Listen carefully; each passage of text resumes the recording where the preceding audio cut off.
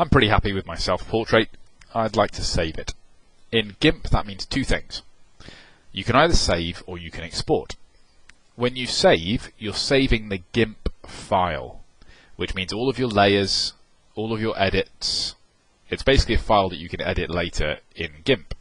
So if you go to File, Save As, it's going to save it as an XCF. You can edit that later. You'll be able to come back and make all your changes, but what you can't do is you can't use that in other things. It's not an image. If you try and drag it into PowerPoint or you try and put it on a website, it's not going to work because it's not an image. It's an editing file. It's an XCF. So if you want to work on it later, you're going to want to save it in that way by going to File, Save As. What if you do want to use it in something else? I've set up a PowerPoint. I'd like to use it in a PowerPoint. Well, here's what we need to do then. We need to export it.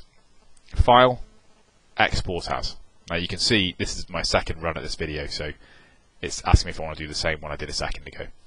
I'm going to go to Export As, and I'm going to choose how to export it. Now by default it's PNG. PNGs are pretty good because they contain transparency, so all that lovely transparent background is going to stay transparent, so that's pretty good. But if I didn't want to do PNG, I click down here, select file type by extension.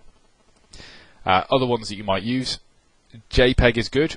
It's fairly compressed, so it is very quick to download if it's on a website. It's got a low file size.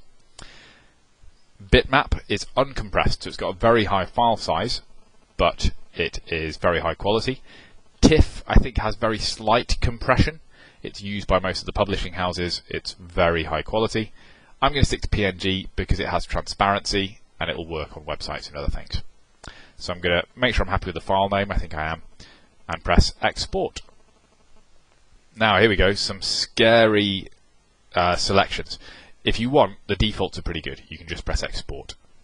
The only things you might muck around with if you really wanted to would be changing the amount of compression, reducing the compression or increasing the compression, or looking at some of these different features that you could edit later, like the creation time and the comment, that if you remember we were given an option to choose a comment when we made a new file. I'm going to export, and then let's go see if it's worked. Alright, there's my PNG. I'm going to see if I can bring it into PowerPoint. Drag it in, and great, we've got an image.